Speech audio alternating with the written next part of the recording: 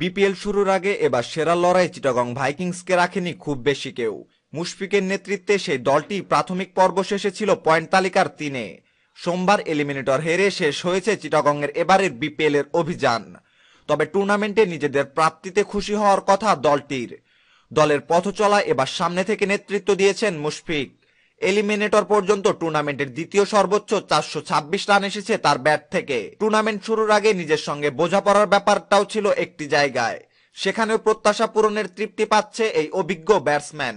মুশফিক জানান, ইচ্ছা ছিল আজকের দিনটাই যেন দলে অবদান রাখতে পারি, ম্যাচ জেতানো ইনিংস খেলতে পারি। তবে সব মিলিয়ে মনে করি আগের যে কোনো টুর্নামেন্টের থেকে একটু হলেও খুশি, কারণ কিছু কিছু জায়গা ছিল যেখানে অনেক কঠিন পরিস্থিতি ছিল।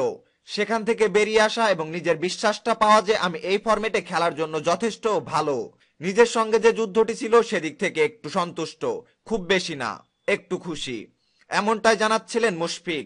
2013 বিপিএল এ এবারে সমান 13 ম্যাচ খেলেই মুশফিক করেছিলেন 440 রান।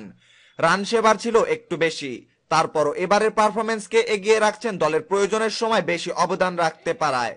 পাশাপাশি বিপিএল এর সবশেষ 2 আসরে তিক্ত অভিজ্ঞতা পেছনে ফেলতে পেরেছেন মুশফিক আরো যোগ করেন, দলের ফল ভালো না হলে খারাপ লাগাটাই স্বাভাবিক, নিজের কাছেও লাগে। দলের মালিকের ম্যানেজমেন্টে সবার মনটাই খারাপ থাকে। সবশেষ 2 বার যেখানে ছিলাম, বরিশালে একবার, রাজশাহীতে আরেকবার, আমরা সেরা 4-এ কোয়ালিফাই করতে পারিনি।